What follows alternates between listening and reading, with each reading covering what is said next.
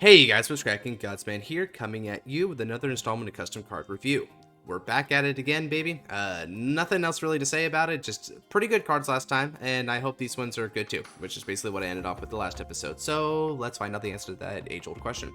K Brave Zero. Here's my custom cards this time. They are counter cards I made for my ideas since a few months ago. LOL.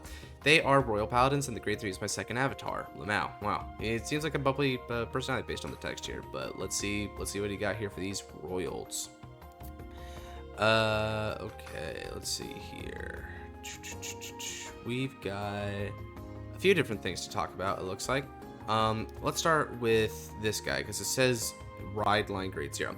Night of the Beginning. Oh, these are like sketches. Hey, so you actually designed your own ride line. I love the extra mile you put into that, dude. That's cool. So Night of the Beginning Ketsu just has the normal starter effect. So let's move on to the grade 1, which I'm going to assume is this guy here. Yeah, it looks like it.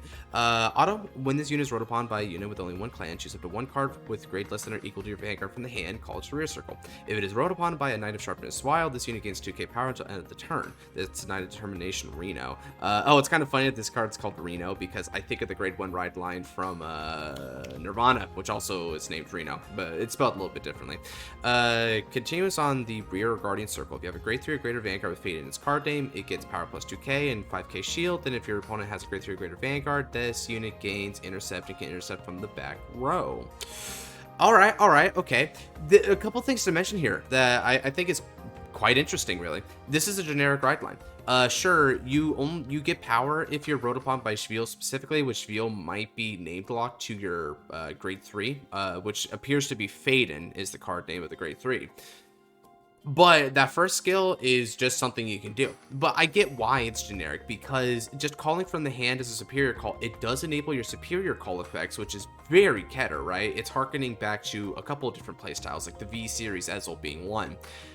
But it's not particularly powerful, so I can see why you would be able to use that in other Keter decks. So whether they're an encounter set in PBO, Luard, what have you, I assume Ketter's going to get more in the future because, I mean, come on, it's Keter, you know how it is. We roll in with the popular boys.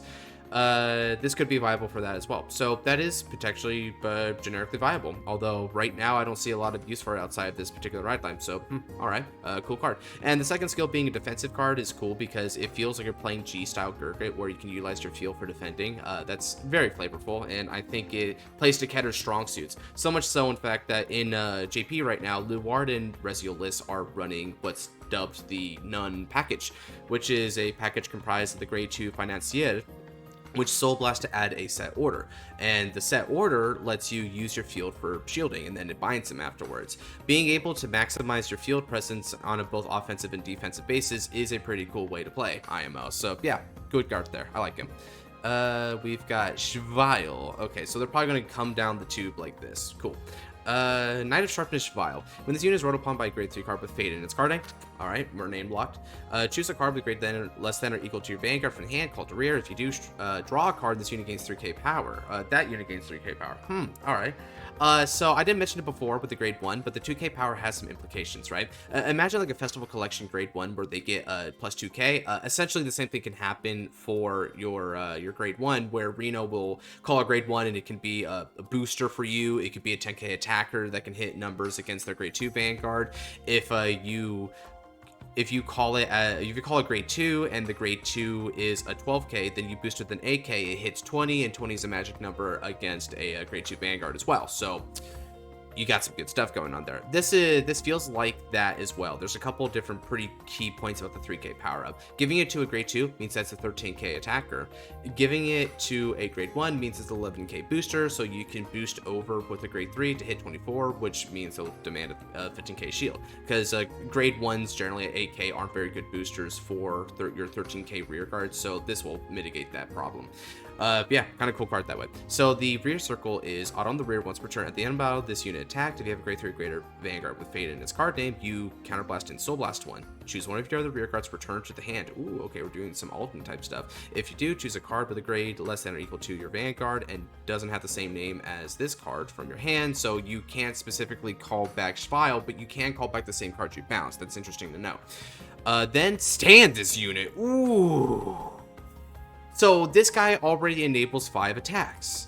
That's really wild. But because it's name locking against itself, you can't combo with itself to have more than 5 attacks. You are limited to 5 attacks, but all of your multi-attacks seems to be limited to just Schweil here. That's a very high impact card though, dude. I mean, this makes Rock Gargoyle look a little bit bad by comparison. Although Rock Gargoyle did get plus 10k, whereas this guy doesn't get any power buff, but he's making 5 attacks on his own, whereas Rock Gargoyle just does the 4th on his own. That's pretty strong, bro. But depending on how the rest of these cards are, you can just say this is like one of the rears that really gets the whole strategy going together. Oh man, that's hefty though. Let's look at the grade 3 and judge better for ourselves. Hey, this one's colored. Let's go. Okay, so we're looking at a brunette man. Yeah, he's out there with his level 5 character. He's about to start his day of adventuring. That's a cool art. I like him. Knight of Courage Faden. All right, I like how simple the name is. Keeps in the Keter theme too.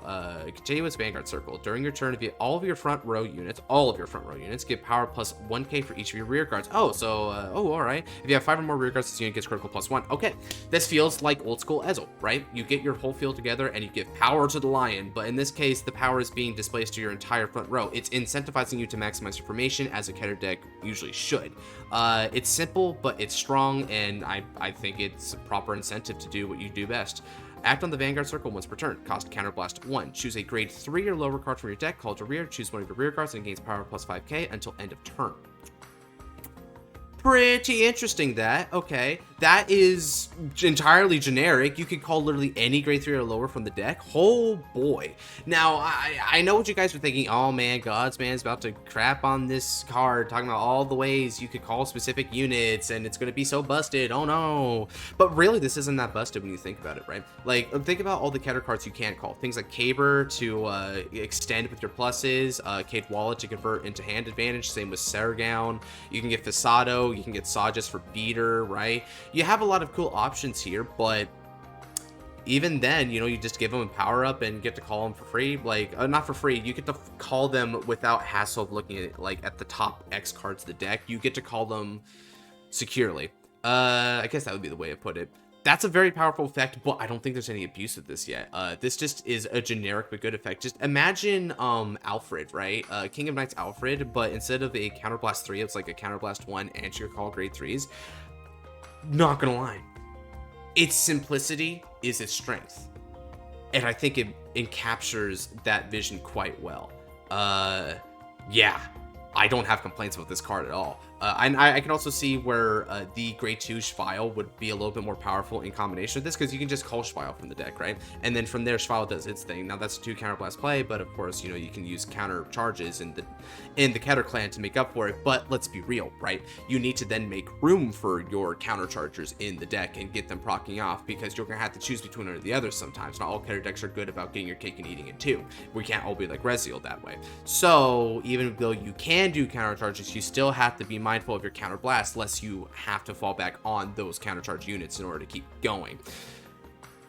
Even if you don't use the X skill though, still kind of a cool front row buff. This feels like a promo boss, you know, like something they'd release in a magazine or something, and then you just play whatever you want with it. But it's actually got its own Bulwarker support with a ride line and everything, so that's nice. Honestly, yeah, Faden's kind of goated. I like him. Next up is the rear guard support, I imagine. Blade Gall. I like the little knife he's got going on there, like, ah! You know, funnily enough, that actually isn't a name that exists yet, huh? You'd think with all the different doggos that they got in Vanguard that they would have chosen Blade Gall. That feels like low-hanging fruit as far as naming is concerned, but no, they haven't gone for it yet, so All right, more power to you, dude. You got to it first. When this unit is placed on rear circle by your card's ability, cool. We're taking full advantage of the Ride Line's ability to call through an effect. This unit gains 3k until end of turn. All right. If you have a grade 3 or greater Vanguard with Faden in its card name, Soul Blast 1 and draw 1. Okay. I see how you do. So this is a Blackwing Swordbreaker for Faden. You have to call it by an ability, but Soul Blast for a draw is a fantastic conversion rate. And I don't see a lot of Soul Blasting going on this deck aside from the re-standard, which is a once per turn anyway, effectively. So you could spare some soul for Blade Galls, especially if you're then comboing things like Drilling Angels to Soul Blast out. Not a bad skill. That's pretty snazzy. It can combo with a lot of different superior calls and Ketters, so that seems to be the name of the game. Just rely on the generic foundations and strong fundamentals of the nation and let it lead you to victory. All right, cool. I can dig it. Next up is Knight of Raptor Eye. He reminds me of I forget his name. I don't know why I'm forgetting his name, but he's the Doryong, that's his name. He's the grade 2 that lets you add back your clan specific cards from the drop zone. He's like Doryong, but he brought a gun instead of a scythe this time. It's great. Out on the rear, when this unit attacks a Vanguard, costs Counterblast 1 and Soul Blast 1. Ooh, that's the same cost as the grade 2 from the Ride Line, so we're definitely digging those resources now, boy. This unit gets 5k for each of your front row rear guards until end of turn, which means you can get a 10k maximum. If you have a grade 3 or greater Vanguard with Fate in its card name, you may have this unit gets critical +1 until end of turn. If you do at the end of that battle, return this unit to your hand. Ooh, yeah, this is a very strong card, but it has a real cost to it. So yes, it's a really strong play pattern. You know, it's a 20k beater with a critical, 30k on Persona Ride, yada. You know the works there. And the bounce means that you can keep recalling it turn after turn without fear of it getting retired. The thing is though, is that this win attack skill means that you have to pay for that multiple times if you're going to bounce and recall it with Shvile to attack with it multiple times, which is a Counterblast 2 and Soul Blast 2 on top of his Counterblast 1 and Soul Blast 1, which means it's a Counterblast 3 and Soul Blast 3 play, which is quite expensive, especially if you're also counterblasting and get one of these cards from the deck for free with Faden. Well, not for free, for Counterblast 1. Yeah, a lot of resources, but also a lot of pushing. So it feels like you draw like quite the fine line. I wish there was some Energy Blast though, but I think I get why, because it seemed like this was made prior to the energy gimmick being revealed. So in light of that, how was he supposed to put energy when energy didn't exist yet to public knowledge? In retrospect, it'd be nice if like one of these got an Energy Blast so you can like spread out the resource a little bit more, maybe draw on more pools available to you instead of just going for the very cringe Energy Blast 7. But hey, you know, that's we're taking these as candid for what they were at the time of design, right? And they're not bad at all. I think they're actually doing pretty good so far. We got one left. Knight of Breezes Lloyd. I'm thinking of Trails. Auto, when placed on rear circle, you may soul charge 1. If you have a grade 3 or greater Vanguard with Fate in its card name, you didn't have any face-up cards in your damage zone, counter charge 1. All right, okay. Oh, but that's not a hard once per turn. So if you just call this and then you bounce it back and call this again, this effectively makes the cost of your Shvile free, assuming that you're just utilizing your last face-up damage zone for it, right? I feel like you might need to hard once per turn that, or find some other way of saying if this is the first time you've placed it this turn or something like that, so that you don't keep on like tapping into Lloyd's very easy resource potential, because Soul and counter charge is all you really need in this deck right now without the energy there, so this is very powerful.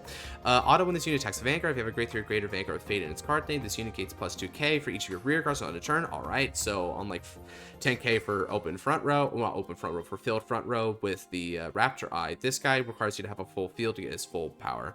If you have 5 or more rear guards, Soul Blast 2 until end of that battle. When your opponent would call cards from hand and Guardian Circle, they must call 2 or more at the same time. All right, pretty good Ketter goodness, right? You need to have a bunch of rear guards for it. Soul Blast 2 is pretty hefty, even with this Soul Charge in mind, because you're using Soul Blast for other stuff as well. And let's also bear in mind that even though Battle Door is very scary, it's on this rear guard only, and this rear guard doesn't get terribly big, so it's more just to be annoying than it is to demand PG or GG. All right, pretty good card. Overall, really impressed with these cards. I think I've mentioned it once before. I'll say it again. Simplicity is your strength with these cards. They have a very simple goal. They just build board. They use card effects off of conjunction for being called through card ability. A lot of Ketter stuff can utilize this. You don't even need to use your own Ride Line. You can use the like Blaster Ride Line or whatever if you want, or Grand Grace Ride Line. A lot of different options here. Hell, even Alden Ride Line, I believe. And it would work all the same. It's just a pretty solid bulwark, and I think it'd be really fun to play these because it's refreshingly simple and straight to the point with Faden. He does his job and he does it well. So good job, mate. Well done. I'd give it a 9 out of 5. 9.5 out of 10. All right, who's next on the list? We've got cauliflower existing. Right. Oh, right. How could I forget? Right. Let's read the scriptures. I've always wanted a cool brand gate deck that built a mech in the order zone and they called it. So yeah, I did that. Yeah. Really tried to give it an interesting use for the energy generator and every other mechanic in the game. Maybe broken, maybe not. I don't care. He didn't say the I don't care, but I mean, I can kind of feel it, right? And honestly, you really shouldn't care, right? Like, yeah, I can say your cards are broken, but that doesn't reflect on anyone poorly as a person. It just means that, hey, I don't think Bushy would make these. Like, that's all it says, dude. And this guy seems to get that. Grade 0, War Mechanic Stesser. Nice names, dude. Like, yeah, the Brave Zero had like some really good Roller Paladin sounding names, and this dude, yeah, this dude probably gonna have some really cool ones too. When wrote upon, you win second, draw a card. All right, that's your starter. Grade 1, War Mechanic Yareth. Auto, when placed on Van, search your deck for a Giga Forge and play it. Oh, okay, so let me translate because this is missing a lot of the grammatical context here. It's like a usual Brant Gate ride line where when it's placed on the Vanguard circle, you can add for the set order of choice and play it in your order zone. This one's a little bit more powerful than usual because rather than add it to the hand, it's immediately playing it, which means that you can tap into its benefits right away. But we'll see what benefits those are when we get. Oh wait, actually. Right now, order Gigaforce Extella Linthra. I'm not sure what that's supposed to refer to, but it's a cool name. It continues. This card can't stand in the stand phase. Auto, when this card is put into the order zone, all of your energy generators lose their act and auto skills and can only gain energy by cards with War Mechanic in their names. Fascinating. Really cool idea there. Okay, so you can only get energy from your card effects. And not even the generic stuff like Safer, right? Which is the Festival Collection card. You have to get it from your War Mechanics. That means that you've totally flipped the script on how your energy economy is going to work throughout the game. That is a bold decision, but I'm really into it right now. Consider me intrigued. Not auto, act in the order zone. Cost, rest this card and the order state becomes constructing. Huh. Oh, because you're trying to build a mech, right? Yeah, okay. Cool. Act in the order zone as well. If this card is constructing, right, which is what your act to rest it was, so you rest in order to initiate your construction process, and then you have another act which costs Energy Blast 6, okay, we're going to find how hard it is to achieve that, and retire 3 part markers. Call a mech token and stand this card. Ow, I get it. It's just what he said. He wants to build a mech in the order zone and call it. So this is your forge, right? Where you're doing the forging process and building the mech, right? It's your shop as well, I guess you could call it. So you go to the shop, you commission the token, right? And you rest it, right? That's how you know that they're in service. They're beginning the process on your mech.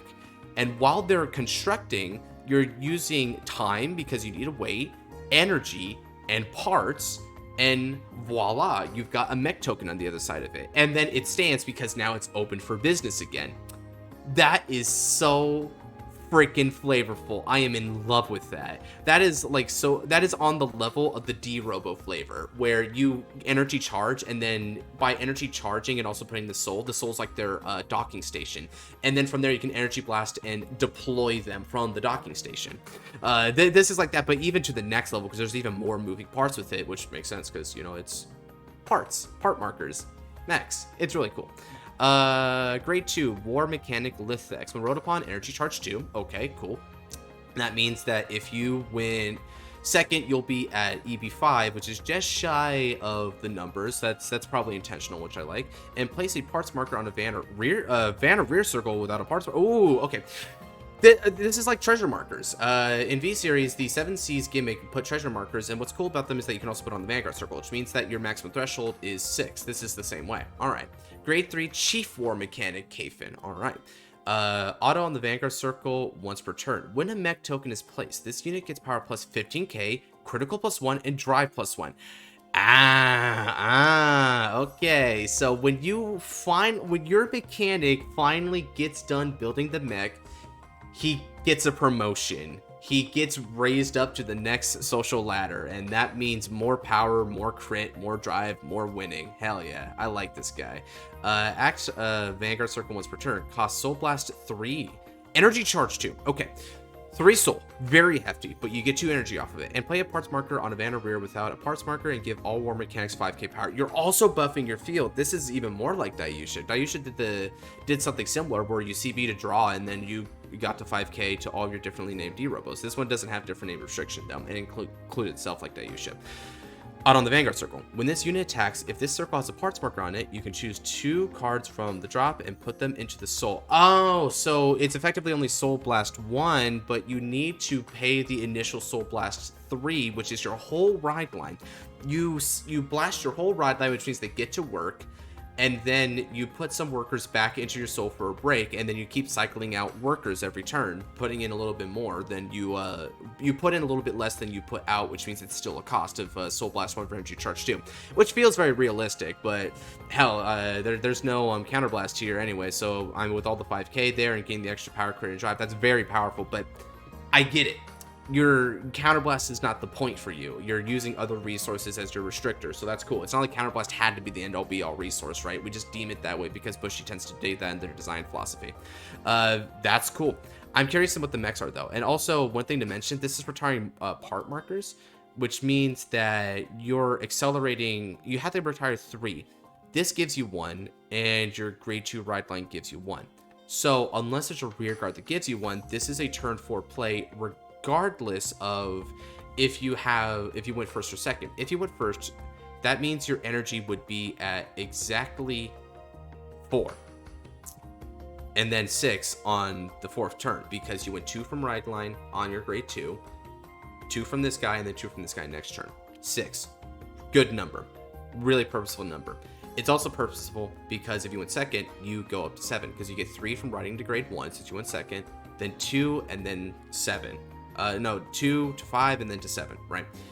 I'm sorry, I'm a little bit out of it today, right? K-Fin then means you could go for this on going second if it wasn't for the parts markers, because with 3 parts markers, you're only getting 2 from K-Fin and your ride line, so you need a 3rd part marker anyway, and the only way to get a part marker is by getting it from K-Fin.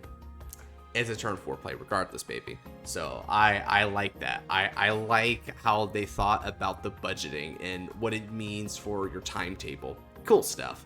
Mech token 1, here we go. The big kahuna, grateful. Great Jolton. 33,000 power, okay. Steel Tide of Undying Inferno Blaze Eclipse. Wow, you sound like a freaking Xeroth Dragon, and it's epic. It better be epic, though, and powerful like this, because we took a lot of time constructing this effort, so he better put in his work. Auto on the rear, this unit gets power plus 5k for each war mechanic on Vanguard rear. Cool, alright. Considering that this thing is going to be on the rearguard circle and it's not war mechanic, your maximum, therefore, is going to be plus 25, meaning that this thing will be up to a hulking 58 power. That's pretty big. No force markers included. Auto rear once per turn. When this unit attacks, you can choose for it to battle every unit in your opponent's front row 1 attack. Oh lord, I'm really happy that we don't have force markers in D series, because if we did, then giving this thing a force 2 would be hilarious. But that's besides the point, because again, it's not the format. So you're getting a Dragonic Kaiser Vermilion type effect to this guy. That's cool. This is a really well designed card, I think. Like, it's simple, right? It's a very simple beatdown card. So you're investing a lot of your time and resources into getting your power, the bulwark of your power, into this thing. A lot of decks, right? They'll pay a lot of intermittent skills, costs, and stuff like that to get powers and restands and value. And so you're just interspacing it over the course of your turns and amongst various units. This one decided we're going to dedicate almost everything to this in the Vanguard. That's it. We're centralizing and focusing. We're harnessing our power into this big steel titan. And it's utilizing its power pretty well. It's huge and it's attacking all the front rows, so your opponent's gonna be losing some cards, and they're gonna have to PG this guy or guard real hard in order to stop him. I like it. Mech token. Oh, so there's more than one mech token, so we can actually have some versatility here. We got options, and because they're tokens, you can just pack them on the side in any number, so you don't even care if you have to choose between one or the other, because you can just whip out whatever token you want the moment that you pay the cost. So you don't have to worry about investing in one token in particular and then the game state changes to a point where that token is not very good because you just spit out the token the moment that you pay the effect. So that's really nice, albeit that's a little bit unrealistic because it's not like you can last minute change the mech that you were building on to a totally different mech and then ship it out. You designed it a particular way. You can't deviate on your blueprint at the last second, but we're going to ignore that minor logical fallacy, right? Because it's just a thematic thing. It's still very cool. Out on the rear, this unit gets 5k for each war. All right, so it gets the power up. It's still going to be 58k beater. What was the name again? Steel Titan of Languishing Stars, Vortex Enigma. Now, that is a very Brant Dragon sounding name. This is another Xeros Dragon, if you ask me. Holy crap. Continues to the rear. When this unit attacks your opponent, has to call 2 or more cards from hand of the guard. Okay. Battle Door. This is probably going to be more of your win condition type card. There's 2 ways to make battle doors really annoying for your opponent, and the former would be what you got with the Keter Grade 2, right? Where it's very small, so it's just a 1-card guard, but it's demanding it to be a 2-card card artificially by the battle door. The other one is, hey, I'm so hunking big that you're going to have to lose a lot of cards anyway unless you PG, and if you PG, you're going to have to discard an extra card, meaning that it's a 3-card investment regardless. Those are the 2 general spectrums of a good battle door skill, and this falls on the latter and the previous fell on the former. This is your win condition. I like this one a lot. I have a soft spot for it because I like being able to battle over your opponent's cards and deny them. It's nice when Brant has elements of removal. Not all Brant decks have it though, but stuff like Ravidia and Welsh do maintain that, and this one's doing it, but in its own very brawler Kaiser-esque way, which keeps it unique and with a deck identity. Let's go to the rears. So we've got support card 1, which is a grade 2, War Mechanic Pillith. Out on the rear, if this unit is on a circle with the parts marker, this unit gets power plus 10k. Alright, this is like a Twilight Hunter Artemis, except it's not for divine gauges. Out on the rear, when this unit attacks, costs discard 1, energy charge 2. Okay, so this is a way to get more energy, but bear in mind, constructing your token is an act skill. It's the main phase. This is something that you get during the battle phase. You've already missed the timing, therefore, regardless, you'll have to go to turn 4 to get your token. Very intelligently designed. Good. Call a parts marker to a Vanguard without a parts marker in this unit tank. Alright, so he's going to be a really big beater. He's going to be swinging for 30k on his own, but it costs a discard, right? Which is a hard neg, and you're not getting a lot of hand advantage, I noticed, in this deck, aside from the extra drive when you finally complete the mech, right? You don't get paid before, your mechanic gets paid after the job is done. And that means you're going to have a low hand size, which is very much akin to how old school Novas and Dimensional Robo played. You said F hand advantage. I just want to put cards on the field and make the really big plays. And this is just like that. It's very cool. I think this guy, he loves his robot decks, and he knows how his robot decks play, and he made something that homages them quite perfectly, if you ask me. We got one more card to look at though. Support card 2 is a grade 1, War Mechanic Quartek. Out on the rear when this unit is placed, energy charge 1. Alright, another way to add versatility to how you build your energy. Technically though, if you hit 2 Quartek, you could turn, if you hit 2 Quartek, right, you could turn 3 your mech, so that's a little bit shenanigans, but I mean, it's very piece specific anyway, so it's probably not that big of a deal.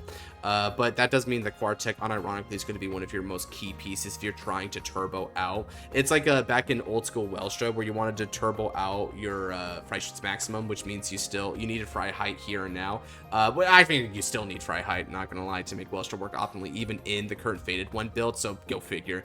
Auto on the rear.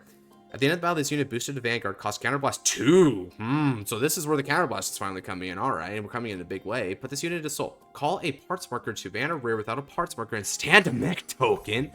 Oh, this is a Counterblast 2 for a restand and a parts marker for more power. If you didn't stand a mech, countercharge 1. What a cool design. That's a cool design. You CB2 for the restand, which is expensive, but you can pay that cost, but it's still appropriately expensive. But if you didn't stand a mech because you didn't stand a mech unit, you don't have one, it's only a Counterblast 1 and it's a Counterblast 1 and a neg in order to get a parts marker. The parts marker, of course, it's a battle skill, so you can't accrue your parts marker immediately. But Wait, oh, hold on a second. Now that I think about it, if all your other ways to get parts markers is win attacks, then yeah, it doesn't matter if you get up to the energy threshold 6 by turn 3. You still need the parts markers. Duh, I'm forgetting about that. So this still doesn't turbo out. It's a perfectly serviceable card then. What am I talking about?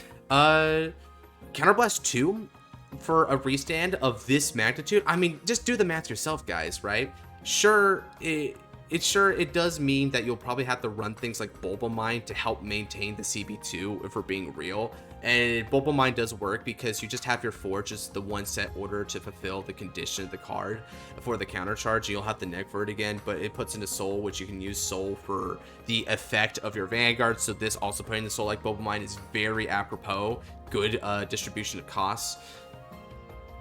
What I want to mention is that, yes, Bulba Mine is a monster. He's not technically a war mechanic. That's less power your token. But would you rather prefer one attack of 58 or two attacks of 53? You know, you do the math. Good. Honestly, I'm impressed, dude. Well, I hope that wasn't overpowered. Probably was. Hey, I'm gonna go play Taisha anyway. Bye. Mood. But no, like, again, this dude's really into his robots. He's like, I can't play these robots. They're not real, but I'll play real robot deck in Dayusha because that is what I'm all about. I respect the dedication. More power to you, bro. But honestly, you know, he says, I don't care if it's overpowered. Now, this wasn't overpowered. This was a very appropriately powered. You put a lot of resources into a really big beater. These really big beaters do, like, appropriate stuff that beaters should do, right? Which is battle door and field wipe, stuff like that. It's like if Valkyrian wasn't just dumb and easily turboed, and it took more time and it had like more intrigue to the way it played. This is what you would get, and I think it's freaking phenomenally designed. Yeah, sure, the wording is not very eloquent and lacks a lot of the grammatical stuff that you'd expect from actual card design, but overall, 9.5, dude. I'm about as into these as I am with the Fadens. The Fadens might get a little bit of a personal bias from me in terms of my Keter goon-ness, but this is more awesome. He had a premise and he delivered on that premise wholeheartedly. Well done. Okay, the Great Demon Lord Magnamalo. Oh boy. Yeah, it looks like Ammon had to retire in these 3,000 years since the last time he was around. Grade 3 Twin, 13k Persona, Demon, Dark State. Okay, cool. Auto, at the beginning of your battle phase, you may choose a card from your soul, call it to a rear circle, and it'll gain this effect. This unit gains 5k, and when this attacked the opponent yeah, well, I was talking about grammar. Like, that guy's missing minor grammar stuff, but I could basically understand what he's saying. That threw me for a loop. So, to reiterate, he gets 5k power, and when he attacks the opponent's Vanguard, you may put this cards into your soul 2, and then random comma. Look at the top 6 cards of your deck, choose 2 cards from among them, and call them in a rear circle, and put the rest on to the deck in any like any point of the deck. It doesn't say top or bottom, so could I say I'm gonna put these cards to the middle of the deck? Smile. I'm gonna put them 3 cards from the top. Smile. I don't know where these are supposed to go. But other than just the deck. But still, that's quite powerful. So you call a thing for free from the soul, which is a +1, and then this guy can effectively +2 for you, and assuming you wiped out your field properly, you can call 2 to the field for 2 extra attacks in the middle of the battle. But this effect activates when it attacks, so you won't be able to resolve this attack. So it's not getting you 2 extra multi-attacks, but it is getting you 1 extra multi-attack because it's replacing itself and then another rearguard circle, whether that be from overcalling or if you happen to already vacate that open circle. That's a very powerful effect, and especially because it doesn't cost anything and it gets power and it's deck stacking on the top, on top of all that. Wow. Okay, moving on though. Auto on the Vanguard circle once per turn. When attacking your opponent's Van circle, okay, here we go again with that. Oh, we're getting some barking out there. I wonder what that's all about. If a card was called during your battle phase, you may counterblast 1, soul blast 1 to retire one of your opponent's rear circle, and then if it was great to you or less, this unit gains the total power of the retired rear circle. I'm going to assume rear guard instead of rear circle because it's not like we're trying to annihilate the opponent's circles and say you can't have excels, or, you know, in standard be like you can't have your front row rear circle. How busted would that be? This unit gains the total power of the rear guard retired and drive +1 if it was grade 2 or less. Then if you have personal ride, it's personal now, kid. This turn, this unit gains critical +1. Your opponent cannot call Sentinels unless they discard another cards from their hand. May be misspelled. Another cards. Another card. There's so many spelling errors here. Holy crap. And also it's kind of funny because this is like, you would say, well, isn't that just Battle Door? Well, technically not, because it's just for Sentinel. So if they like say OT to guard, then it's still just an appropriate 1-card guard. It won't give you grief for that. But here's my issue with this part. Your opponent cannot Sentinel unless they discard. So is this like Blangedmire where you can stop Elementaria, or is it just calling Sentinels from the hand, the Guardian Circle? Which one is it? I don't know what it means when it says your opponent cannot Sentinel, because I do be Sentineling when we activate that Elementaria Sanctitude. That aside, this card does so much for so little, right? Just for like a counterblast and a soul blast, you get a +1, 2 extra multi-attacks, a retire, extra power, extra drive, extra crit, and Sentinel restrict. Well, not Sentinel restrict, but Sentinel Battle Door. That's so much for just a very low cost. And it's like, here's the thing, like, yeah, this is probably a busted. Oh, and also deck stacking. Let's not forget deck stacking, right? But despite it being pretty obviously busted, I'm not going to give it too much grief for it. What I am going to give it grief for is that it feels boring. It just does a bit of everything. So like, what's so great about playing this card anyway, right? Like, what am I supposed to feel great about in this play pattern? I'm like, yeah, so now I get to do 8 effects that are all kind of separate and sort of randomly spliced together, right? It's like the Demon Lord with a bajillion effects, and it's kind of hard to keep track of everything. And it's like, yeah, you're not even really playing Darker Regular because you don't really have a soul threshold for these. So what's the identity here? It's just kind of boring and out of tune and doesn't have a lot of card balance to it, and the wording is very whack. So this is like a 3 out of 10, honestly. I'm sorry, Black Knight Devil. This was a miss. Okay, moving on to Frosty Ad, and let me check something real quick. Okay, we're still recording. Cool. I actually had a recording error earlier today. Thank the Lord I still have time to do this. So now that we got that settled, I'm a Genesis player. It primarily use Fenrir and Zero. Ooh, My boy, all the Fenrir goons are out here today. Okay. It's surprising how many of us are out there. Maybe it's because of One Worlds, or maybe people are just secretly in the background. They're coming out to greet their fellow Fenrir goon, which, yeah, it's like my second favorite deck of all time, next to Shadow Paladins. Go figure. Light and then dark, I guess. But still, and enough about me. Let's talk about this guy's cards. So Frosty Ad is going to sell me air conditioning, thanks to his name, and then found only the V version. Therefore, I'm going to do a take on Fenrir, Mythical Hound, Fenrir, Ghoul, etc. Mythical misspelled, I guess. It's supposed to be a Y, but I don't want to be that guy. Fenrir works similar to Vanguard Zero. This is premium, by the way. Like, as in G premium or premium premium. I'm going to look at these and they're both. Yeah, I'll look at them in both the lens of premium and G and see which one's more appropriate, because people tend to say premium without realizing that they mean more of an archetype lock thing. Because he says it'll work similar to Vanguard Zero, and Vanguard Zero discontinued after the G era, so this should be amenable to the G type playstyle of Fenrir and that level of power, which would just get blown out of the water by current premium. So we're gonna see. And we're back. Had to split this up to 2 parts due to some interference outside and also technical difficulties, but thankfully I caught it immediately, so I didn't get spoiled on these cards yet. So let's hop right into it. So Mythical Beast of Revelations Fenrir. I had to wait a bit longer to read you, so hopefully you're good. Grade 3, 11k power. Okay, so this might be indicating that we're on the GZ side of things rather than the premium side of things, because that's why I was mentioning, depending on a lot of the effects and stats here, premium could really just mean G. 1 crit, twin drive. Okay. The continuous. This unit is treated as Mythic Beast Fenrir in its card name. Now, unless they have some particular effects that require the original Mythic Beasts, this doesn't feel terribly meaningful, because the vast majority of your cards are going to reference Fenrir, as in any Fenrir, not Mythic Beast Fenrir. I think there might be a couple, but that's about it. So, I mean, I guess it's nice to have this effect. It's better to have it than not to have it, but at the same time, it feels a lot like the new Archite and Shoujo Doji grade 3s that got revealed, where they're treated as the originals, but there's not too much purpose for it. I mean, like, heck, Shoujo Doji in particular feels particularly pointless. I don't think there's any Shoujo Doji card that requires peak personage, so those are just for the Persona ride, but we don't even have the benefit Persona ride here, so this feels a little bit weird champ to me. Revelation on the Vanguard Circle. Okay, cool. I like that.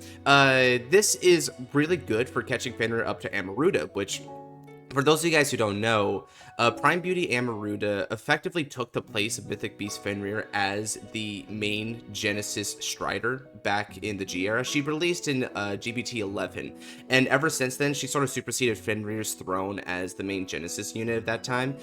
And she had a revelation skill when she was placed in addition to a Stride Over skill. So I'm glad that Fenrir is able to catch up and also have a revelation skill, because the original Mythic Beast Fenrir was made prior to the revelation keyword, so he didn't have anything that referenced it initially. Odd on the Vanguard Circle, Generation Break 4, Soul Blast 4. Wow, okay. We're going big here. When this unit attacks a grade 3 or greater Vanguard, you may pay the cost. If you do, stand all your rear guards with Revelation, and this unit gets power plus 2k for each Revelation unit. Ooh, boy, okay. That's pretty powerful, but honestly, for a Generation Break 4 and Soul Blast 4, I get it, man.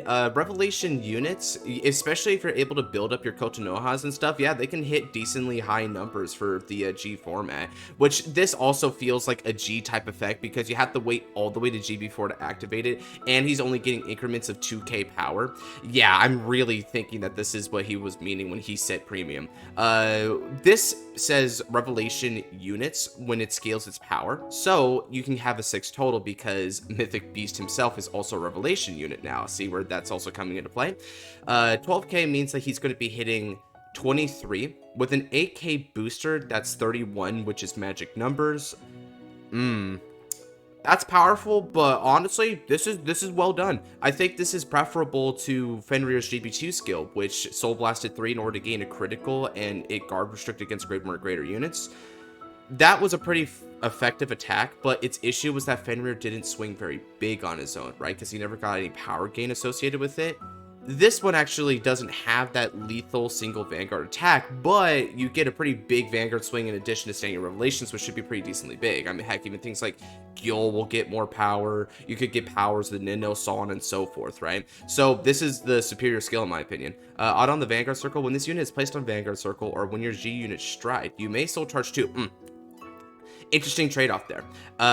Soul Charging 3 was what Fenrir did when you strode over him. This one supersedes that by Soul Charging you 4 initially, but then it tapers off to only a Soul Charge 2 each turn, which is still pretty good. I mean, heck, Prime Beauty Amaruta also Soul Charged over Stride each turn, although that one came with the draw. Now let's see what the rest of the effect states.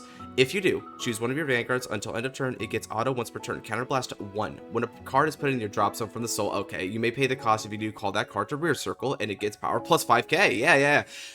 This is just a retrain of Fenrir's Stride Over effect, where you can CB to call back to the rearguard circle, which the V-Series one also has a skill similar to that, which is why it has that skill in the first place. It's referencing the original. This one does so, but it's giving it power plus 5k, which I really dig, because when you're calling mid-battle phase and you call over something, it's usually not that great in Revelation, because a lot of your main beaters, particularly Kotonoha, Asa, what have you, they needed to stay on the board for a lot of the turn in order to receive various power buffs, right? We're talking power buffs from their own effects whenever they see a card get put in the soul, power buffs from like Hellsky Beast Fenrir, power buffs from Ishtar, power buffs from what's his name, Gelja. Gelja puts himself into the bottom of the deck and gives 3k, but a lot of that's during the main phase mostly, right?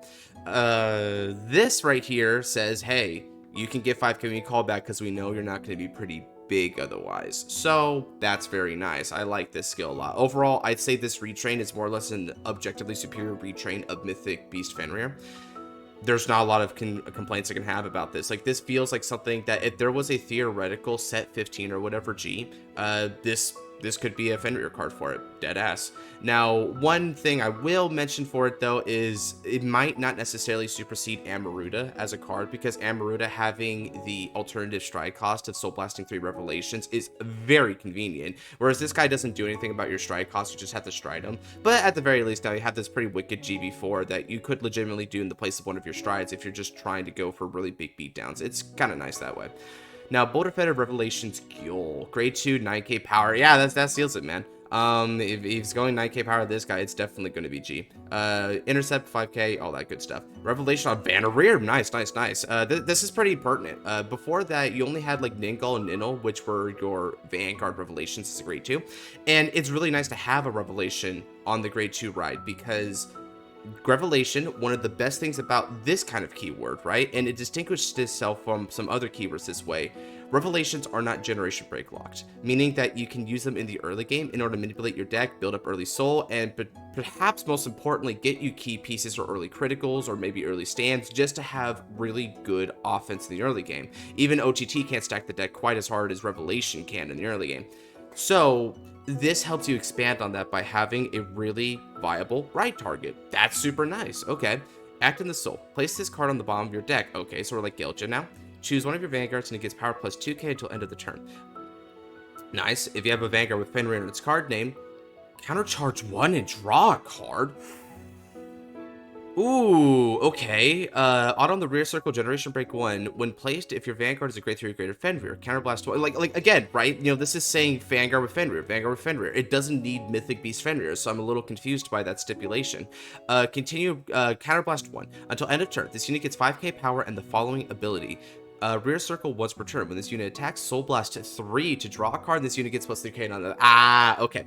So this is retraining Gil's old effect, where you counterblasted 1 in order to get 4k and Soul Blast 3 to draw a card when it attacks. This was particularly useful because in those days, you had Taro as a card, and Taro had an effect when you Soul Blasted it from the Soul. It could put itself from the drop to the bottom of the deck and or stand one of your rear guards, meaning that you could get a mid-battle phase restance if you Soul Blasted Taro with Gil. This is also allowing that kind of a combo, although I don't think you can use Taro anymore, so because of that, it's not quite that combo anymore, but it's still good to have the Soul Blast and draw. The 5k plus the 3k means that you'll be hitting a total of 17k, which hits over the numbers of a 11k Vanguard. It means they're going to demand a 10k shield on its own. Furthermore, this right here, this may be the really like active effect that you're thinking of because it's what Guild does, but this new effect here is kind of crazy, yo.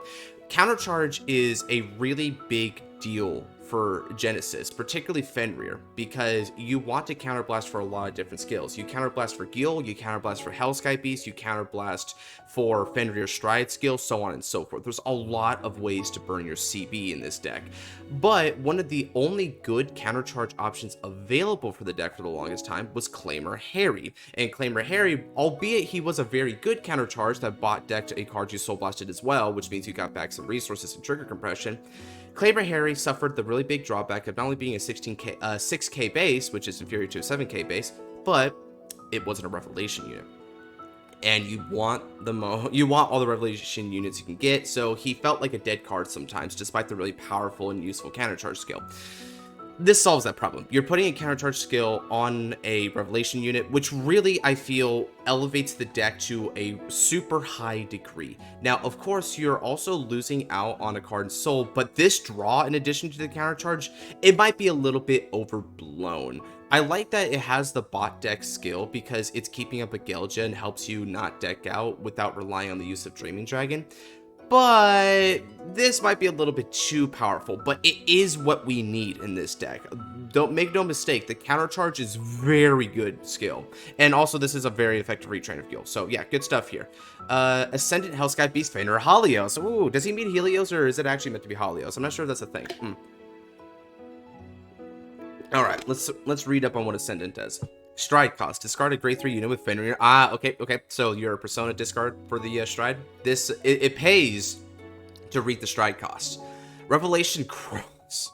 Okay. Vanguard Circle, obviously. Look at the top cards of your deck equal to the number of units with Revelation, which would include this guy because he has a Revelation ability. And you may put those cards into your soul. If you do, rest all of your rear... What? Wait. Well, hold on a second. Unless this is a mistake in his typing... This is an all or nothing skill. Let's say you had just a full field of revelations, right? So you look at top 6. You either put all 6 in the soul or you put them back, because it doesn't even say return them to the top or bottom of the deck in any order. You just look at them and you may put them in the soul. And if you're not putting them anywhere, then it's assumed that you place them back in the original order that you saw them in.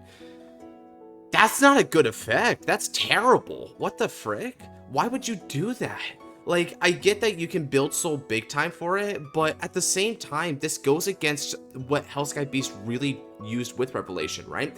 Revelation was a way of tutoring and filtering out your deck while also getting you prime targets on top of the deck to draw into with Hellsky's act effect, and putting really niche cards like Taro or Gelgia into the soul so that they can then be soul blasted to put themselves on the bottom of the deck from the soul. Effectively, you got the ability to see into the future and put all the cards in the proper zones that you want them to. This doesn't combo at all. It is just either dump into soul or don't do anything. That's not a good effect. Continues on the Vanguard circle. The effect of your revelation ability. I said niche with Gelja and Taro. I meant clutch, not niche. Those are automatic staples in the deck. What am I talking about? Becomes the following effect. Rear when placed, look at the top 2 cards of the deck, and you may put a card from among them into your soul. Put the rest on top of the deck in any order. Yeah, okay. So this one is a lot like what Hellsky Beast did before, but it's a little bit different and objectively superior in a couple different ways. For one thing, this isn't a Generation Break 2 locked skill, meaning that this is a viable first stride for the Revelation strategy now. Another thing is it puts the remaining cards on the top or bottom of the deck in any order, meaning that if you see like a couple normal units, you have no way to draw into it, and you're about to drive check, it would be preferential to put on the bottom of the deck in some cases so that you can continue digging for more. So it is a superior con skill to the original Hellsky Beast, which I do appreciate because it's a very relevant upgrade that I think Hellsky Beast deserves in this day and age, because it's a tad restrictive for what it's actually trying to achieve at the end of the day.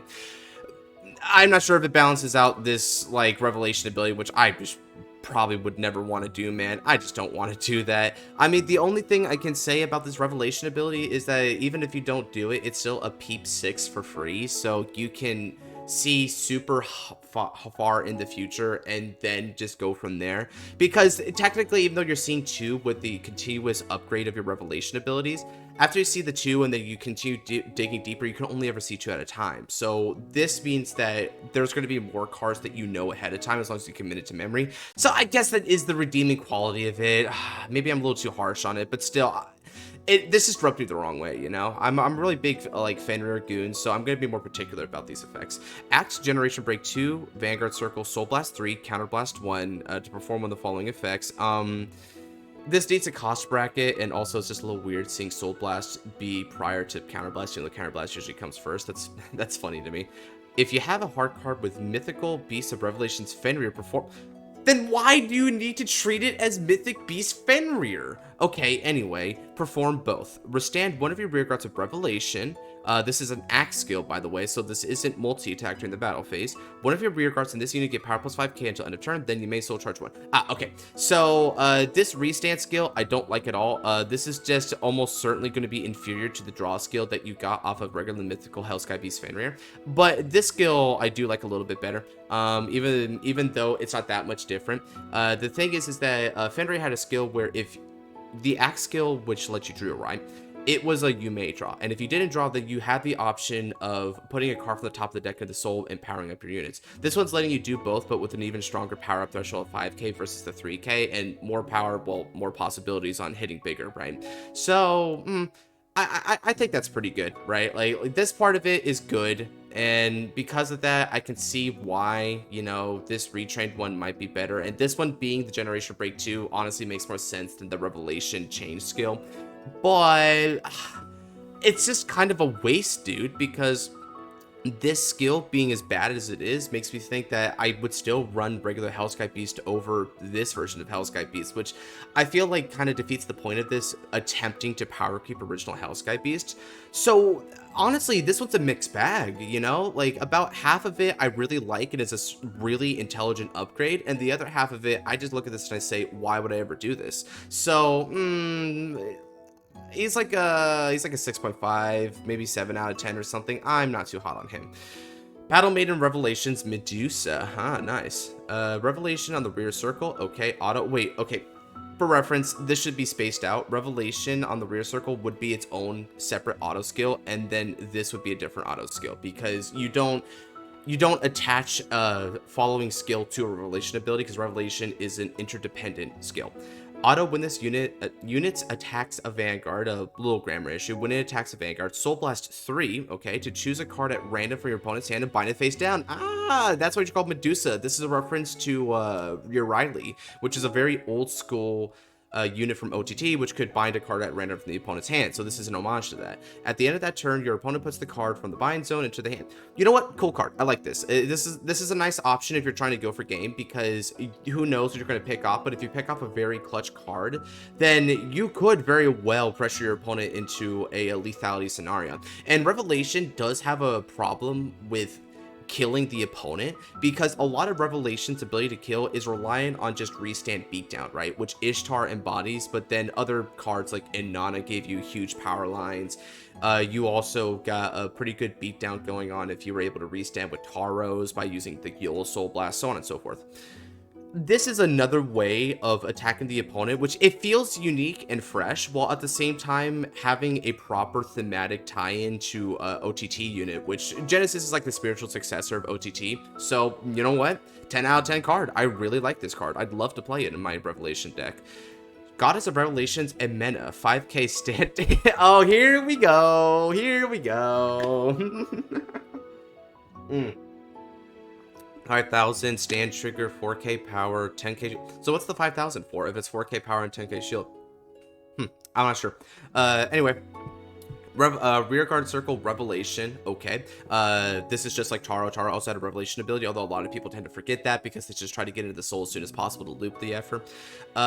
Soul, generation break 1 once per turn. When this card is put into the drop zone, if your Vanguard has Fenrir on his card name, put this unit on the bottom of your deck to stand with your rear guards. Get power plus 4,000 until the end of the turn. Holy crap, dude. This is a better Taro for Fenrir, yeah. Like, you Fenrir locked it in name, but even so, you can still loop with this. The thing is that I see why they think they can't loop with it, because this has a once per turn skill. The problem is that this isn't a hard once per turn. So, it's a once per turn per copy, but if you're looping each copy back continuously, this once per turn skill is refreshed. So, effectively, it's an upgraded Taro for Fenrir.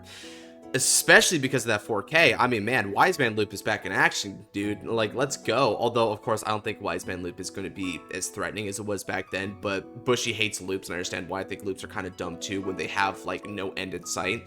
But even without the loop, just being able to tar up some rear guards with plus 4K and some of the really menacing rear guards that you can get into action in a Fenrir deck, holy, that is a really good upgrade. Like, this card excites me. It's flying in the face of the restriction list, but it's still exciting to me. So here's what I'm going to say about it. If you could have made it, like a hard once per turn or something, or I don't know, right? Like, Taro's a little bit of a weird one to me, because we're talking about it in the G scenario. And in the G scenario, even then, Wise Man Loop wasn't as bad as it was before. So, at the end of G. So, yeah, you know what? This card is fine. But I will say that, in my professional opinion, bringing back Taro when Taro is already on the restriction list, this could be not an appropriate card, but my bias says to let it go and see what happens with it. I think that's all. I'm not touching Gelja, nor Gleipnir, nor Vanguard. I wonder why you refer to it as I'm not touching. Like, as in, are they bad cards in your opinion? Do you not like them, or do you just feel like you wanted to do some and the others don't inspire you as much? In Premium, will provide a compromise, as I admit Taro is too strong. Would love to have some input on the cards. Oh, well, if you admit Taro is too strong, then why didn't you just make a stronger Taro, man? Like, again, I think you're not understanding that this once per turn doesn't do anything in this scenario, right? Which is an honest mistake to make, but that's the reality of it. But, you know, in light of that, right, I think you did pretty good with some of these cards. This Medusa is probably the highlight for me, alongside this Gule. You know, the Gule's kind of, this counter charge might be a little bit too strong.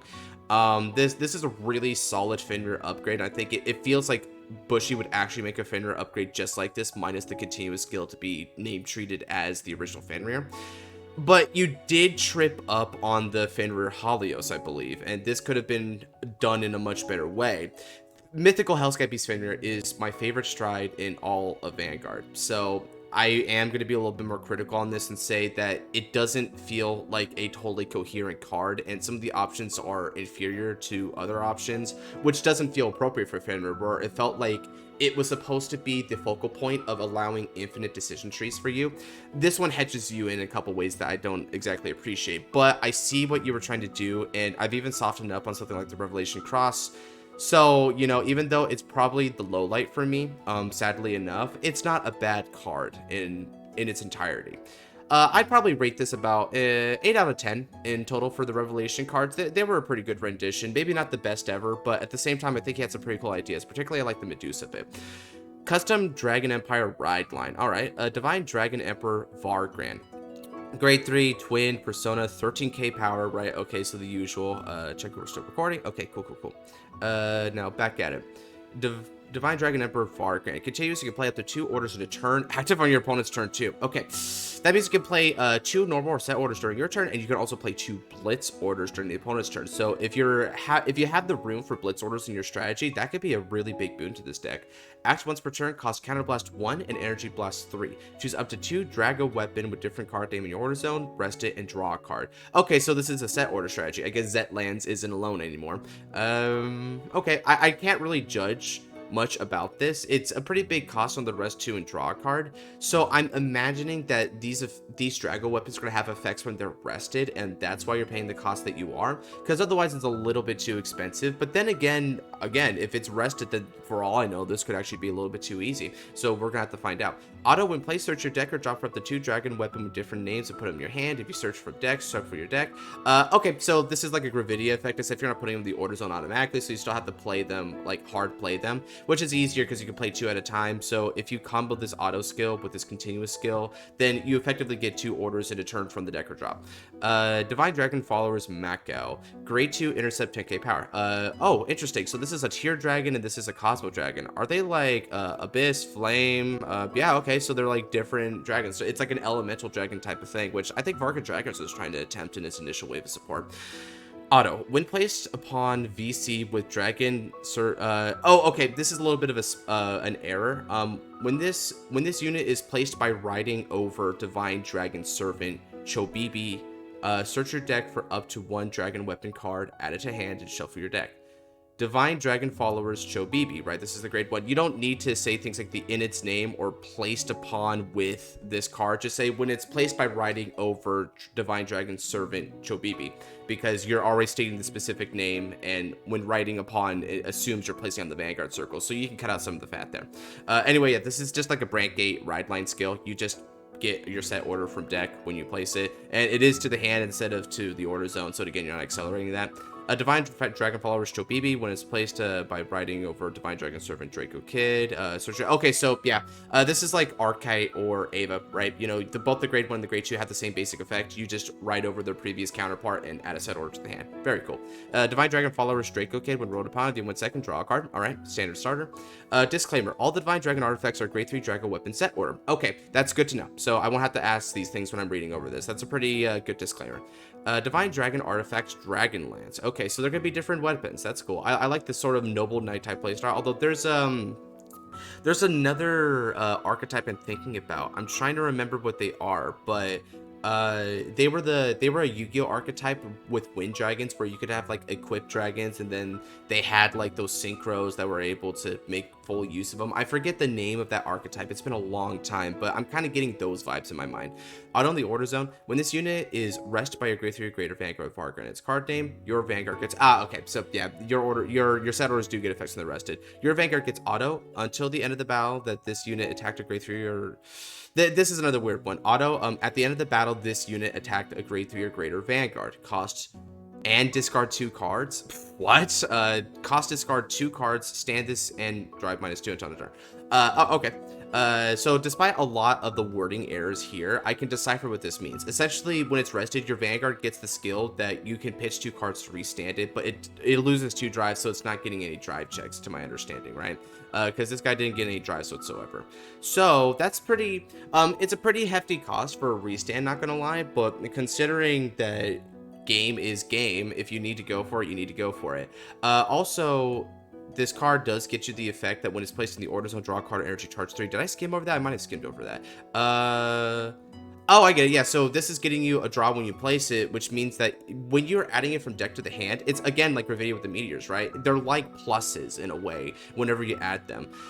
This plus will help you withstand the -2 that is that restand. So honestly, yeah, that's a pretty fair card so far. Divine Dragon Artifact Dragon Shield. When placed in your order zone, draw... Oh, okay, so this is ubiquitous effect among all the artifacts. They can either draw or energy charge 3 depending on what you need. That's kind of interesting to me because I guess the idea is that you're trying to compensate for this Energy Blast 3, which I can see that.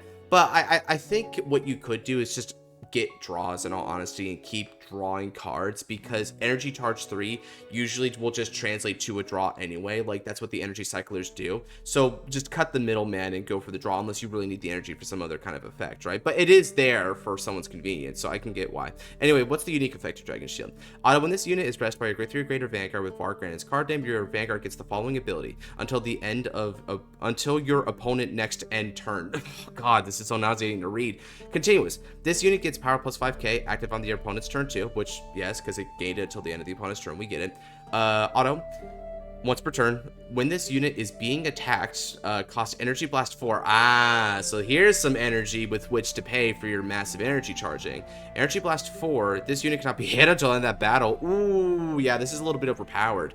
The thing is, with this card, if you rest 2 Dragon Shield, your Vanguard's going to be at a 23k base at all times. And in addition to that, you'll be able to have like energy-based PGs. Because you're energy charging 3 naturally every turn, and every time you place a Dragon Shield, you're energy charging more. You're effectively only energy blasting 1 for each Dragon Shield. That's pretty wild, considering that a PG is usually a 2-card investment. So yes, you're not going to get draws off of these aside from the axe skill of your Vanguard, but considering that you're getting Energy Blast PGs, it's like it's saving 2 cards in your hand to do it, and a PG is a pretty big effing deal, dude. And the little stuff isn't going to be able to hurt you very much either, because you'll be able to get 18 or 23k continuously, right? Yeah, this needs to be checked and balanced, right? Like, if you get one, you can't get the other. And also, it would be nice if you had to choose 2 artifacts with, like, do you have to choose 2 artifacts with different names? Let me check if that's the case.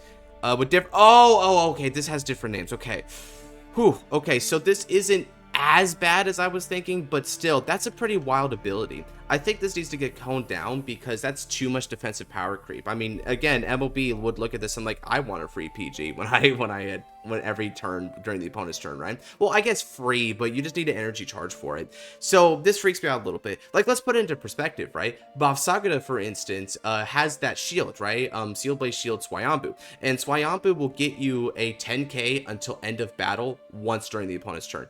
And that's it. That's your entire thing for investing and holding onto Swayambu every turn. This is doing way more. It gets you so much more mileage than Swayambu, and yet Swayambu is still a pretty decently good card. So I felt like it would have been more prudent to either have the defensive power be smaller continuously, or if you're going to do the PG, then have it just be the PG effect. I think the PG effect on its own is already pretty strong as it is, you know? But doing both is still crazy, even if you can only use 1 Dragon Shield at a time.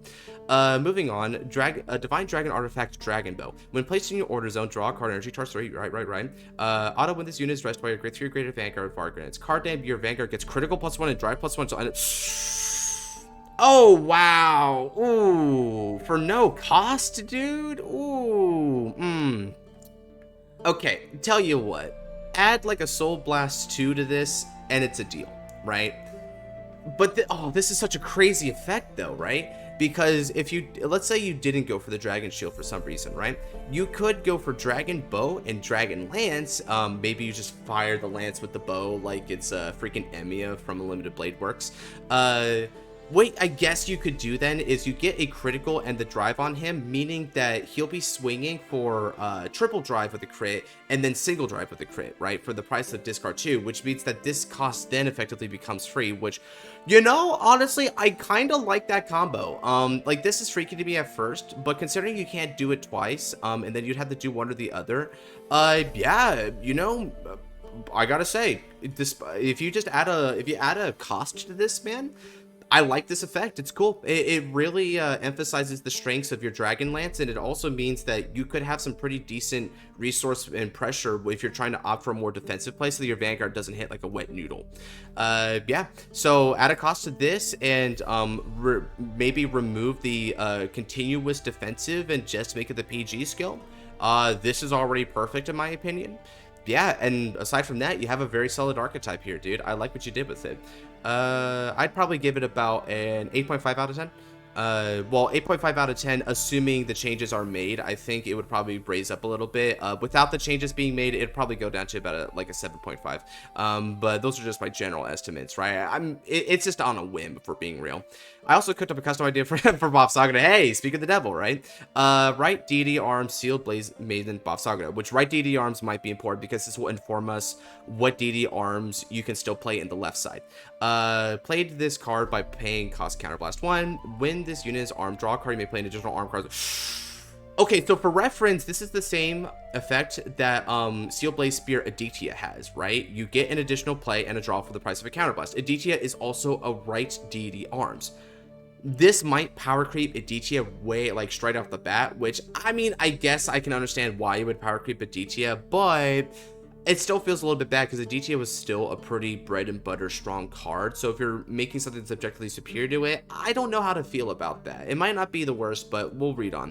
When the unit armed with this card, attack back arm card, get power plus 10 until the end of the battle. Say that 5 times. It just means that Bob Sagada is going to get plus 10k when she attacks with this. So now it is just like a DTA, because a DTA also gave 10k, although it wasn't an auto win attack. Then at the end of the battle, cost, discard one card from your hand, stand one of your rear circle, and it gets power plus 10k until end of the... Okay, so I think he means rear guard, not rear circles. You can't really stand a rear circle, but this is important. For the price of a discard, you're able to stand up a rear guard, which is a hard -1, that's for sure, right? You're hard negating for this restand, but your rear guards hit like a freaking truck, dude. And this is a good combo because let's say that you set up multiple Vilelords.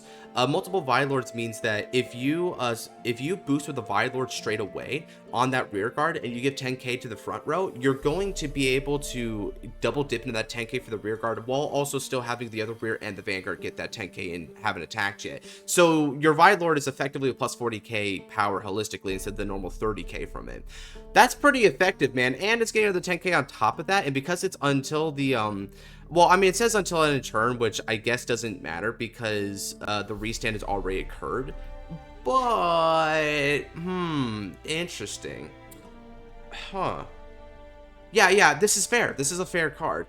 This definitely objectively power creeps Aditya, but if we can accept that fact, you would play this as an automatic 4 of. It would be your ideal right DD arms of choice, even over your other right DD arms. You wouldn't be playing Prithvi over this. You wouldn't be playing the Spear over this, Aditya. You wouldn't be playing Surya over this, which is the Seal Blaze Mace. You wouldn't play any of that, right? So you would just go for this right off the bat, and yeah, it would definitely upgrade Bob Sagada by a wide margin. The deck needs something like this. Now, I get some people like, ew, restand. Just be like every other, you know, basic standard deck. Why don't you? But I mean, come on, guys. At this point, it's the way of the future, and at the same time, it's a pretty fair restand, and Bob Sagada really needs it. Just to have some more pressure. A 3-attack turn is just too easy to deal with because it's just a really threatening Vanguard attack and then 2 rear guards that are just hitting big, and like that's it. That's not that impressive, honestly, especially when there are a lot of decks that with multi-attacks can cumulatively do more than Bob Sagada, because a multi-attack is essentially double dipping into the power threshold whatever is attacking. That adds up quickly, especially with the likes of Shiranui and stuff. So yeah, this is a fair card, and I think we would really need it. What was the name of it? Sealed Blaze Handbell Vajra. Huh, that's a little bit of a weird name. Vajra is supposed to be like a spear of destruction, right? Like one of those really small spears that you see the weird Asada looking demon or deities or whatever hold. I wonder why it's a handbell in this case. Maybe Vajra was a handbell in some Hindu folklore. Well, I mean, at the least it is just like, it is based off of Hinduism regardless, which stays in theme. So yeah, I like your Bob Sagada card a lot, man. No cap about it. Okay, next up we're on to Noir. Ooh, Noir actually... Oh, do you have some pictures for us, man? Oh, he's got some pictures for us. Okay, cool. So that means that if he has the pictures, can I actually just read these instead? Yeah. Okay, so I don't even need to look at these then. Assuming the videos aren't done posted, posting my updated file for nail stuff after brainstorming on feedback. Okay, cool. So let's go ahead and read these one at a time, and then I think that'll be a good place to stop it afterwards. So congrats, Noir, you're going to be able to take the final bit here. I recognize every card that he's using. That's funny. Okay, so this is Bear the Beast Mark, right? Okay, he's using the grade 1 ride target for Fenrir, which, you know, I like the on-brand nature of using this art. That's just a regular starter, though. Okay, Herald of the Beast. Auto, it's grade 1 auto. When rode upon by Omen of Domination, soul charge 3. Then for every grade 0 unit in your soul, your opponent chooses a card from his or hand, calls it a rear's rest, and draws a card. Those units cannot activate their auto abilities, cannot stand. Ooh, we're playing Mega Colony, dude. Oh, that's interesting because technically you're initially plussing them some cards, but once you get to some retires, they're going to lose a lot of cards for it. Now, and also they can't stand it normally. And because they can't stand it during the stand phase, they're not going to be able to get mileage out of you in the early game prior to them going. So they'll either have to overcall anyway, which means it's break even. And then you're maybe decking them out or something if you want to consider it that way. But you're also hand filtering them a little bit. So this is a very high risk, high reward thing, right? Like this could help your opponent or it could massively hinder your opponent. It just depends on how the game goes. That's trippy. One thing I would say about this is for every grade 0 your opponent. Yeah, this isn't optional. I wish it was optional so that you felt like you didn't have to do it. But even if just for the soul charge 3, I like that you get a lot of soul out of it. It definitely takes the place out of not having any plussing associated with it. Omen of Domination. Auto. When rode upon by a unit with Fenrir and his card name with Divine Skill. Okay, so it feels like Split the Preordained. Choose a grade 0 in your soul and bind it face up. Look at the top 6 cards of your deck. Choose up to 2 cards from among them. Put one in the hand and the other in the soul. If you put a grade 3 into soul, choose one of your opponent's rear guards to retire. Amazing skill. Potential holistic +2 by way of retiring one of your opponent's units and also getting the add off the top 6. And at the same time, you're replacing a grade 0, which doesn't really matter for your gimmick too much, with a grade 3, which would matter more for your gimmick, especially with all the Fenrir support that are grade 3 oriented. That's how the original card worked. Amazing ride line there. You did way better with this card. I have no complaints. Faded one of Domination, Fenrir Ravon. He used Carnivore Dragon for the art. That's a cool one. I will be the one who dominates. That's a really funny flavor text, dude. Continues to only have one copy of Faded One of Domination, Fenrir Ravon in your deck. All right, makes sense. Act on the Vanguard Circle, excuse me. Once per turn, put a card from your hand to the soul as a cost. Choose one of your opponent's rear guards, retire it, and this unit gets grade +1. Then, if your opponent has a grade 3 or greater Vanguard, cost Counterblast 1, and this unit gets crit and drive +1 until end of turn. Okay, so let's get the elephant out of the room with this one. He gets a grade. That is radically different from what we used to do with Eo Fenrir, and I dare not read below just to spoil me, but I have a theory that the divine skill is going to be based on if it's like a grade. I'm not sure what grade it would be. Like if it's like, I mean, I guess like Ammon, it might be like a grade 6 kind of thing, or maybe you can go even higher and it's like grade 6 is the minimum, but it's in increments of 3 grades maybe. I mean, grade 3, increments of 3, holy numbers, but then 6s are like devil numbers. I guess I could see something like that. Anyway, let me stop supposing. This is a very strong effect. You're breaking even, but then this is a +1, and if Fenrir gets a, by getting the crit as well, you're maintaining the attack pressure that Fenrir had. It doesn't get any power, though, which means that it's not going to be hitting quite as hard, but it'll still be pretty freaking lethal, and getting the drive is pretty useful, all things considered. And it's only for Counterblast 1 and put a card in the soul. So, yeah, it builds up your gimmick and doesn't cost as much CB. During your turn, this unit gets 10k power for every sum of 6 grades. Ha! I got it. Okay, 6 grades of dark states in your soul. Okay, so this means explicitly that it's like Ammon and that it's going to scale up in increments of 6, but it's still just dark states restricted. So some of the premium implications here are faltering, but I think that's a perfectly fair effect. Divine skill, auto, Vanguard Circle. When this unit attacks, if this unit is grade 6 or greater, also say, okay, so right, 6s all around. Okay. I mean, I'm not gonna say I told you, bro, but at the same time, I may have figured it out last second, but you know, I'm happy. Counterblast 3. Never mind on saving Counterblast, yo. Counterblast 3 and 3 of your rear guards into soul. Put 3 of your rear guards into soul. Stand this unit, and your opponent's trigger effects are nullified until the end of the turn. Whoa, that's a really cool divine skill.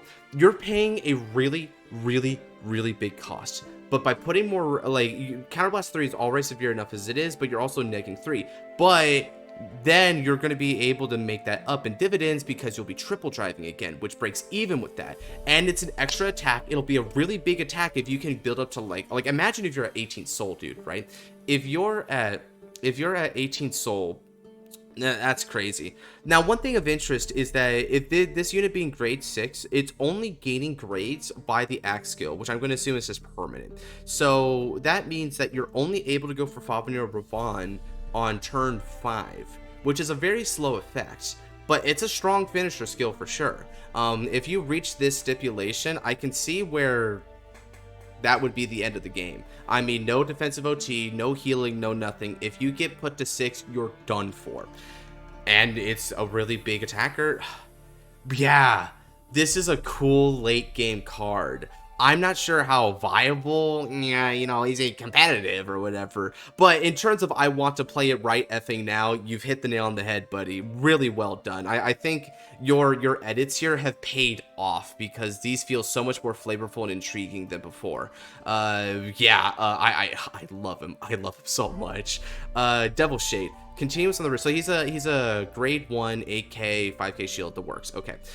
Continuous on the rear. During the battle, this unit boosts. If you have a grade 3 or greater Vanguard with 5 or no its card name, this unit gets 5k power. Okay, so it's like a regular booster, although it doesn't seem to get, oh, I guess it would get a 2k the next tilt, right?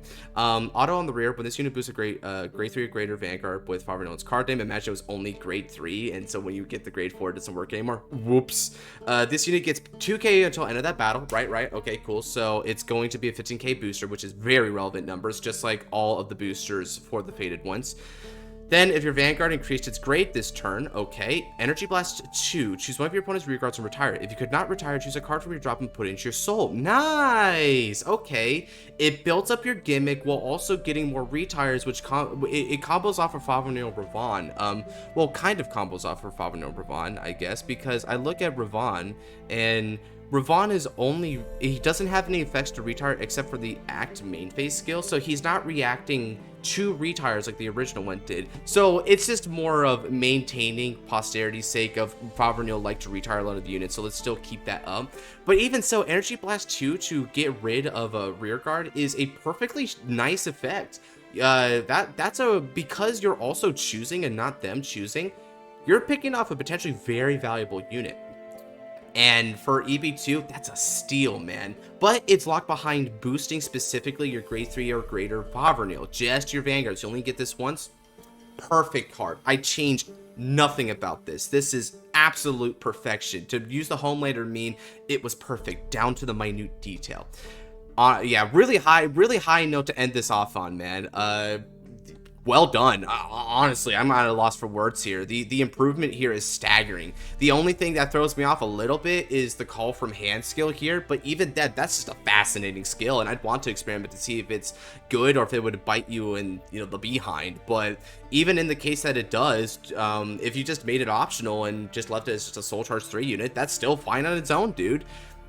Impressive. Good stuff. Alright, that's going to do it for this round of custom cards. Again, there was a little bit skip in between, but I think it adds up to about what one full-length episode is. Definitely gotta say, I'm not even being biased because he's, you know, he's a guy I know, but I think Noir stole the show here in terms of just raw quality.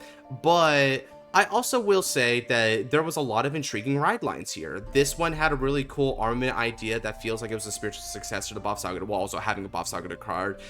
This one tried to expand Revelation in a theoretical, like, post-GZ type of format. I don't want to talk about this one. Sorry, man. This one was epic. I know this guy acted nonchalant, but this really captured the feeling of putting all of your bets into making, like, this messianic looking robot that's going to save the day. Totally delivered on concept.